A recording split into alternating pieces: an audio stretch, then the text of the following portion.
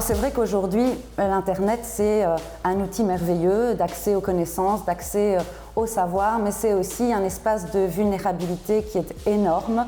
On peut avoir des groupes criminels qui, un jour, attaquent des réseaux militaires et le lendemain, s'attaquent à un hôpital ou à une entreprise. Et donc, c'était vraiment ça l'objectif, d'avoir une composante cyber qui nous permette de protéger nos réseaux militaires, mais aussi les réseaux civils, nos infrastructures critiques, nos espaces vitaux.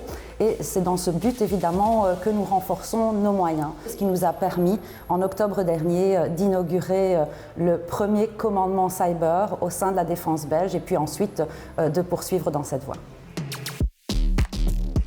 L'objectif, évidemment, c'est de pouvoir étendre ce commandement cyber et d'en faire une 5e composante au sein de la défense belge. Il existait déjà au sein de notre service de renseignement une partie qui travaillait dans le domaine du cyber, mais il fallait renforcer ses moyens en augmentant nos moyens matériels, nos moyens technologiques et nos moyens humains.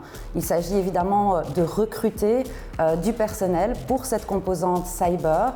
Il est logique qu'un État souverain dispose de son propre commandement cyber, comme nous disposons de notre propre commandement pour nos autres composantes. Ça nous permet évidemment de protéger nos réseaux militaires, mais aussi nos propres infrastructures critiques ou vitales.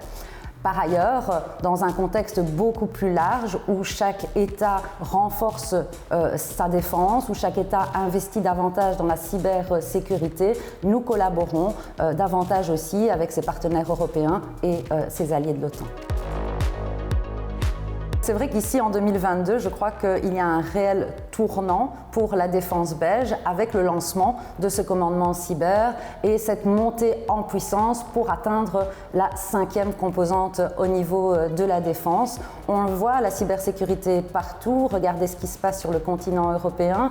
Avant même l'invasion de l'Ukraine par la Russie, il y avait des attaques cyber envers l'Ukraine, envers les États baltes. C'est un théâtre d'opération à part entière d'un point de vue militaire, mais c'est aussi une réelle préoccupation quotidienne pour assurer la sécurité de notre population.